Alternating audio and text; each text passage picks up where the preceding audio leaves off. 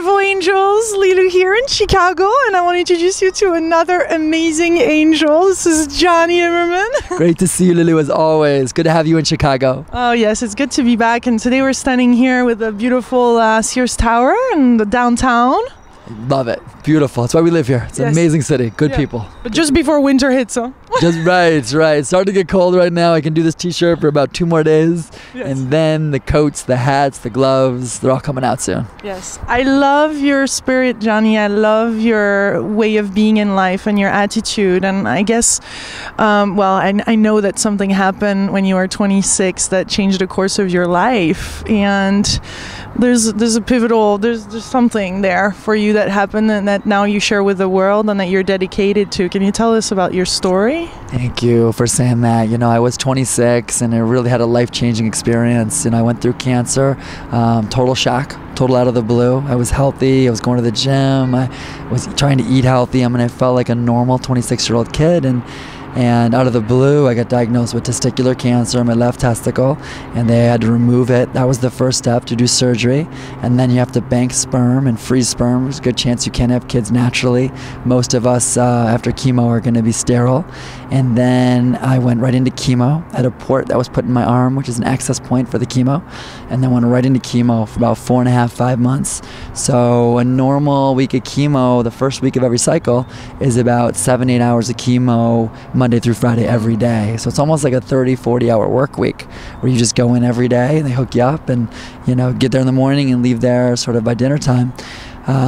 Just rough days, of course, good days and bad days, but you get through it. And I was lucky enough to beat the cancer and be totally in remission at 27. And I was good for just about a year and trying to build back up my confidence emotionally, but also physically. You look different and just trying to feel like yourself and having energy and going to the gym.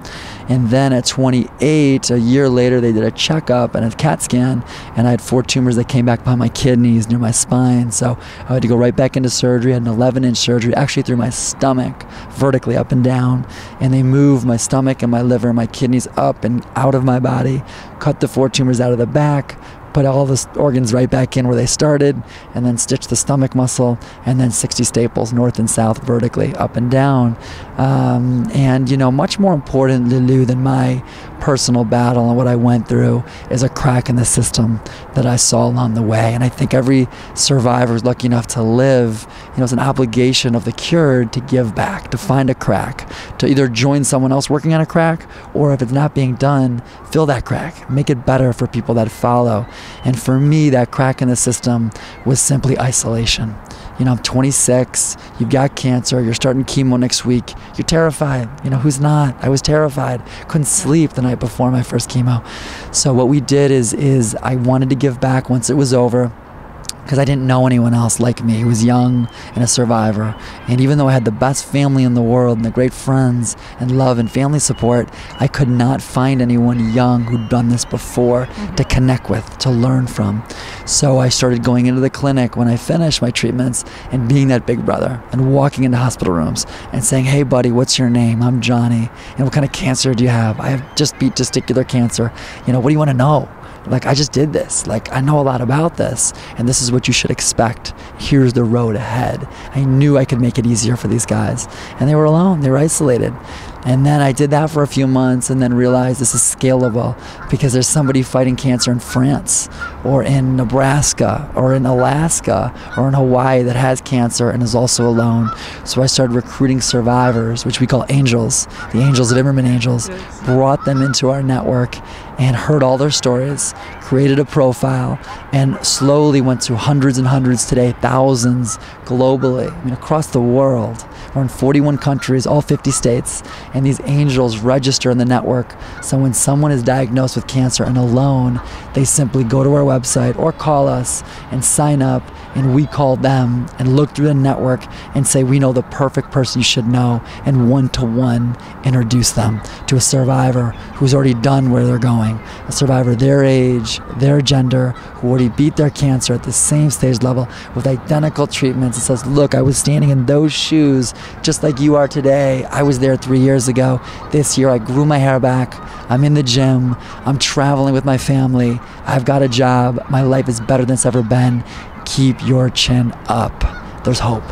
You're going to get through this. And that's what we do, a one-to-one peer mentoring program for survivors, the largest peer mentoring program in the world. Survivors, we need to give back. And it's our stories that are our most valuable asset to give back. And it only works because survivors care. Yes. They don't even want to be rewarded. They just want to know they impacted a life, and that life got across the same finish line that we're also lucky to have crossed as well. Yes.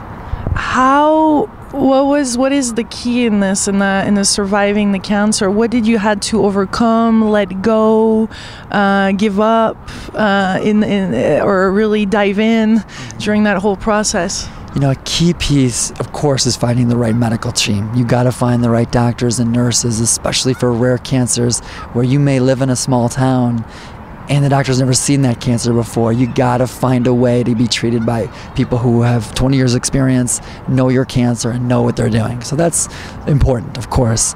But very important as well is the emotional piece and the mental piece. Like, do you believe you can do this? Do you believe you can win? Because there are days when you're gonna feel like, you know, you just got beaten to a pulp because you're so sick and you're throwing up and you're tired.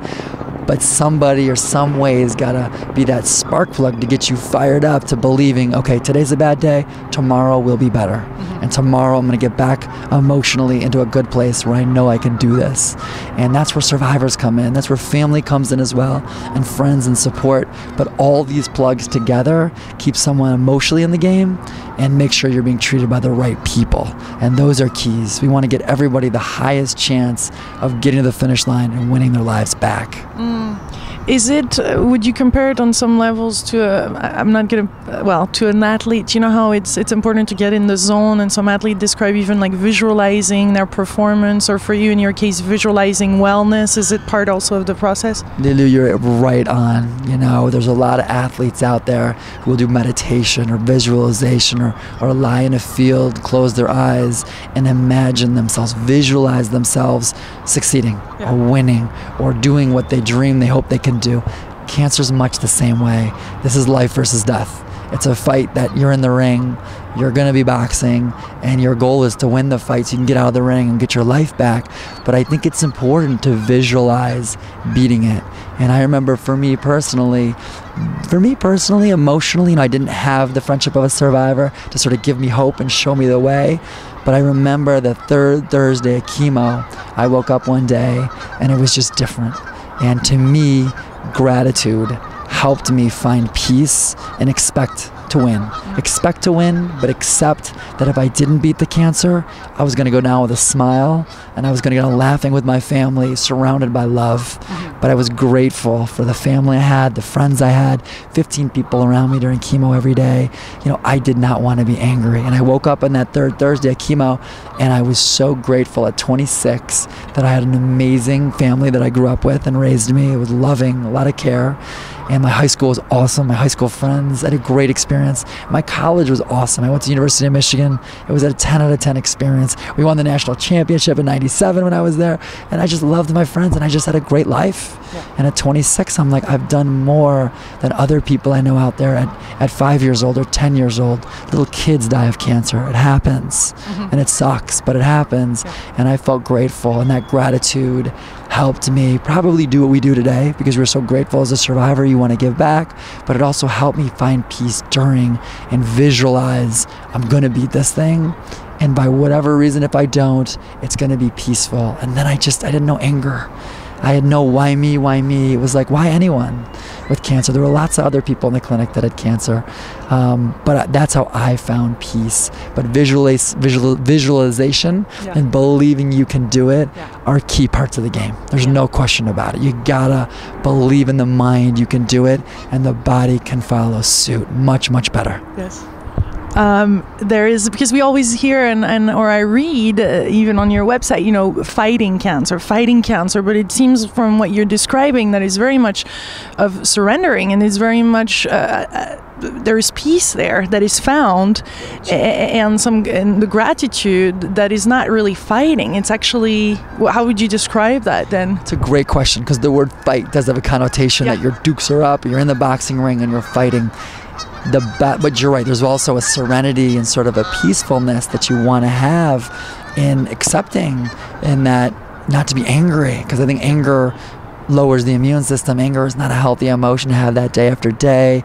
Frustration is stressful. Like, stress is not what you want either. So the serenity and the lack of stress piece definitely is important too. What I think is it's a spectrum, and there's no right or wrong, and it depends on the person that's in the fight. Some people, which we call like the Mike Ditka type cancer fighters, are the guys that are like big football players. They're tough, big guys. Sometimes women too can be of a Mike Ditka type personality, but to them, they think of the word fighter as, this is my fight. I'm going to get in that ring. I'm going to visualize duking this thing out. I'm going to visualize myself crushing this cancer. And maybe they even go to the gym during chemo. I've seen people do that, and that's okay, but that's their way of dealing with it. So they're the more fighter type. And then there's the type that's the more serene, subdued, at peace, find calmness, meditate, maybe go to yoga, and fight that way as well. And neither one's right or wrong. It's very individual, what feels right to you. And to me personally, I'm probably in the middle as a blend. There were certain days where I'm like, I want to crush this thing because I can't wait to win my life back and help other people and live an amazing life. And I wanted to think of it as fighting.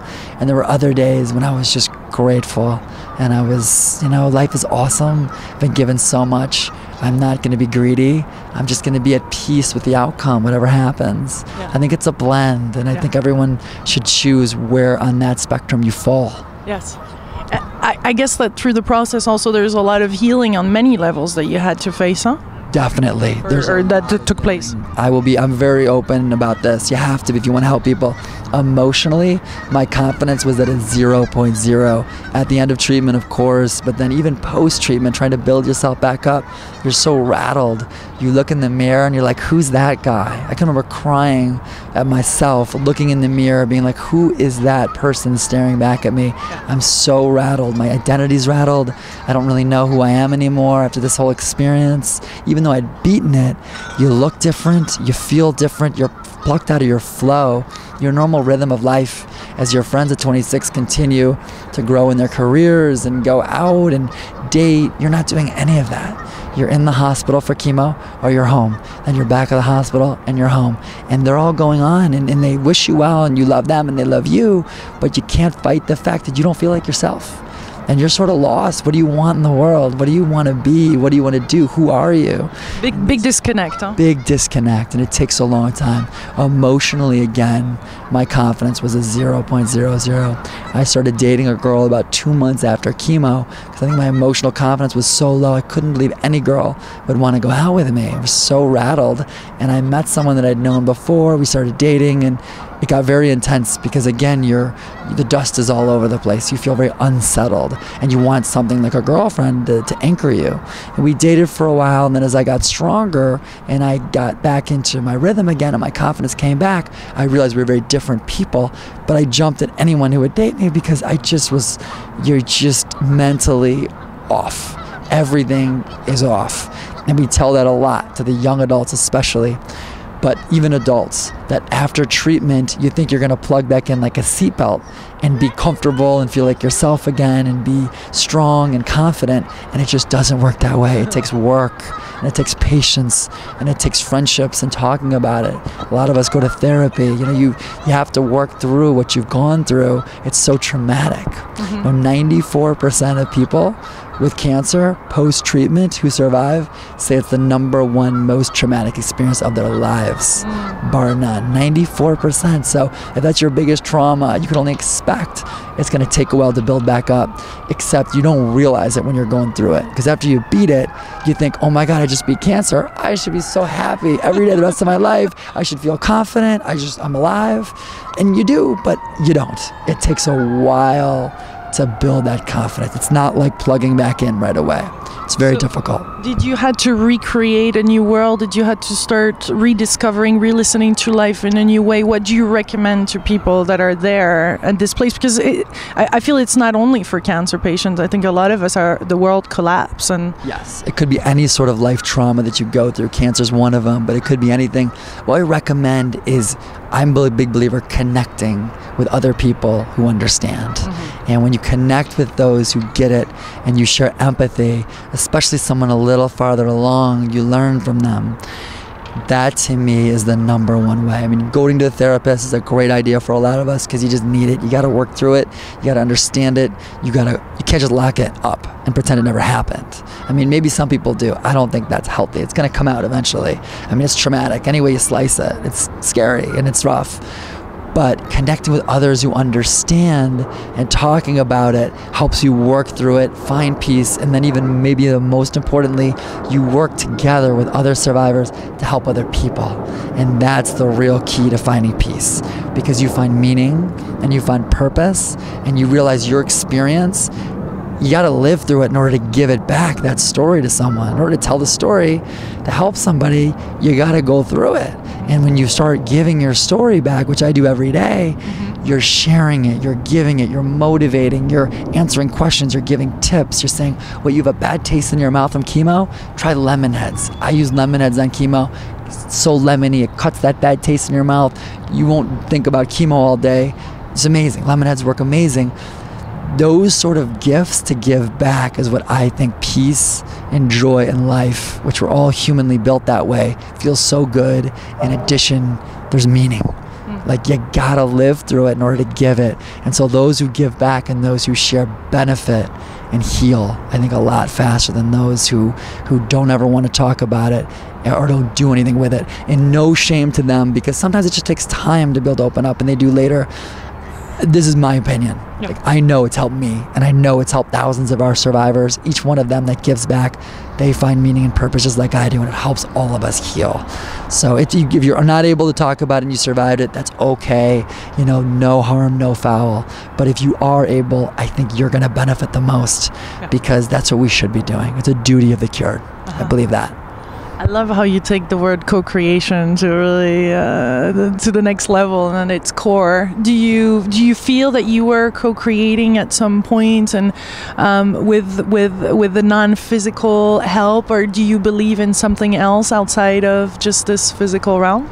You know, I'm very spiritual. I'm not a super religious person. I'm Jewish by background, but we're pretty reformed Jews. We go to temple a little bit, a couple times a year. But I really believe, and that's okay. Some people, they're Christian or they're Catholic or they're any religion, and that's a huge part of their faith. I think that's awesome. Whatever motivates you to beat something, believe in it, pull in power, fuel off it, and drive through the thing and beat the cancer. But I do believe that whatever gives you faith, whatever you have faith in, is also individual. Mm-hmm. For me, it's more spirituality. Jewish is my culture and sort of, I think, some of my value system.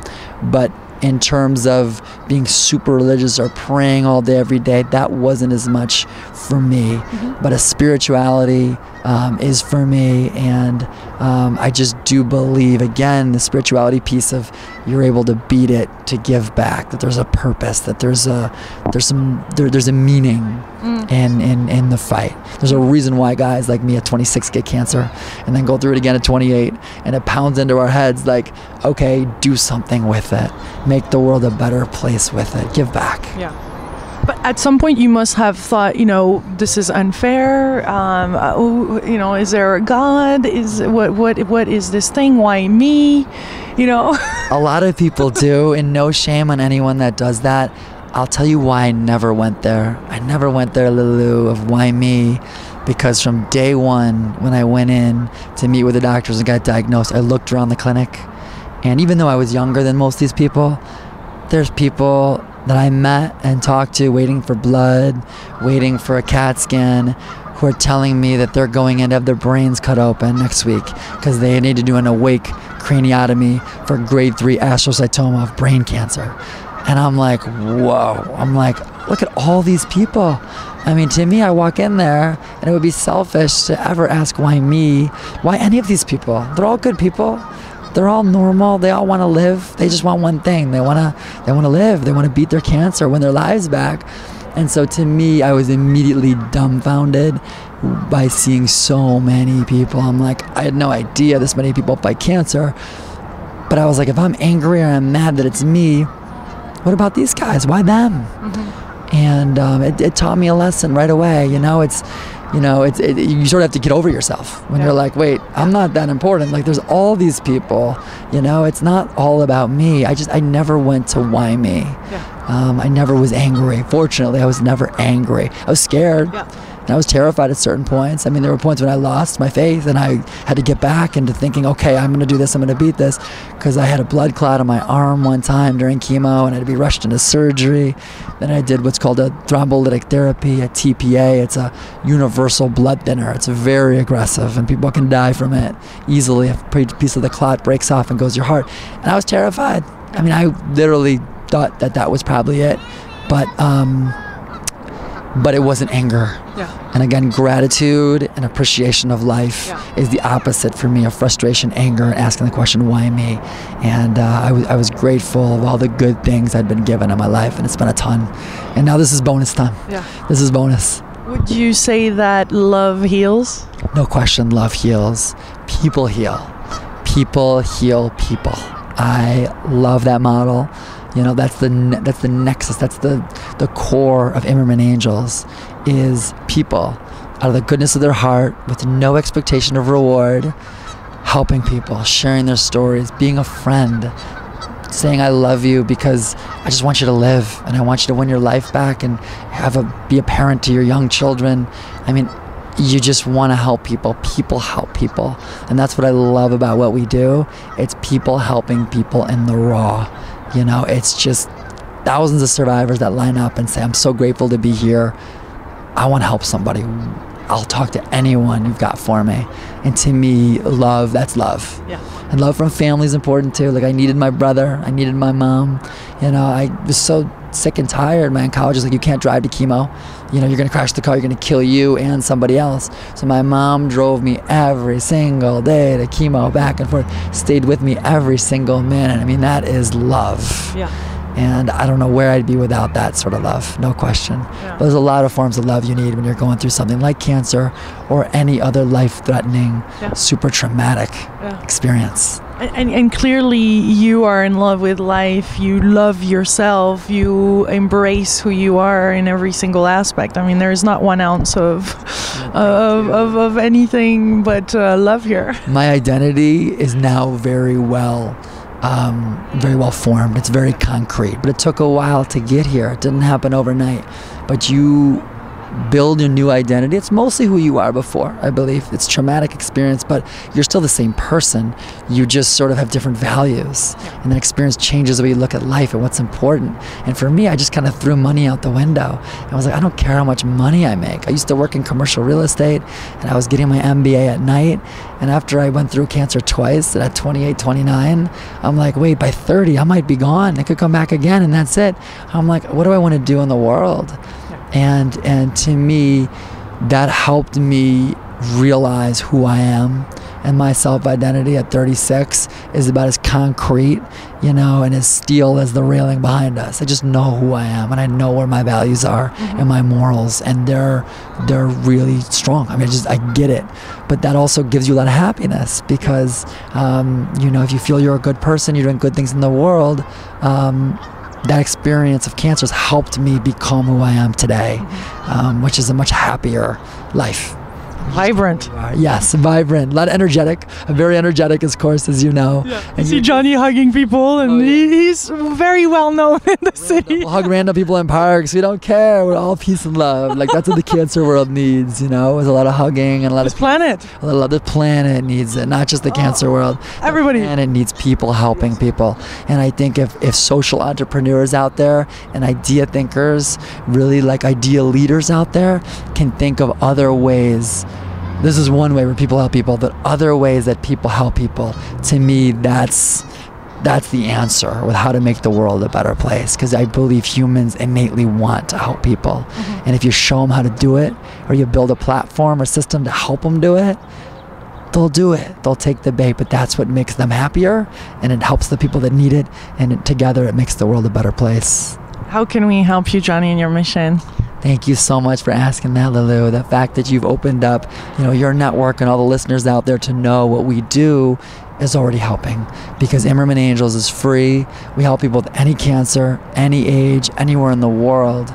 Doesn't matter who you are, what age, doesn't matter anything. You can go to imermanangels.org, which is IMERMAN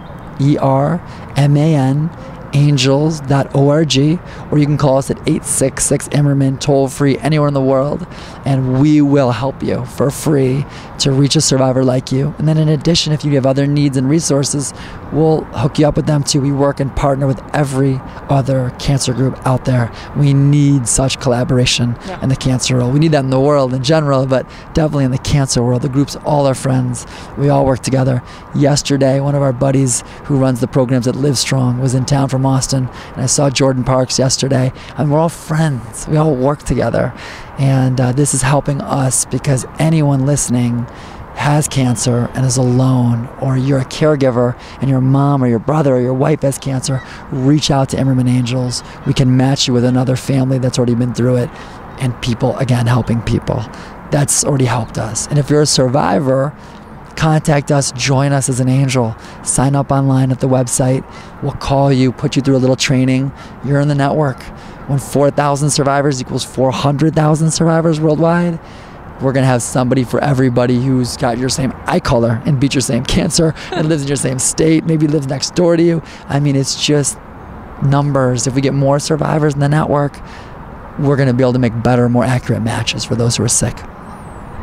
Thank you, Jonny. Thank you for being so there in the world and being such a great, amazing leader and inspiring others to be their best selves and to show up. Thank you. Well, thank you. I'm a lucky man. Again, I'm grateful. I've had a wonderful life. I have amazing friends and loving family, and I'm lucky to be here. So we got to make the best of it every day, right? Life is what's going on right now. Yeah, make the best. No doubt about it.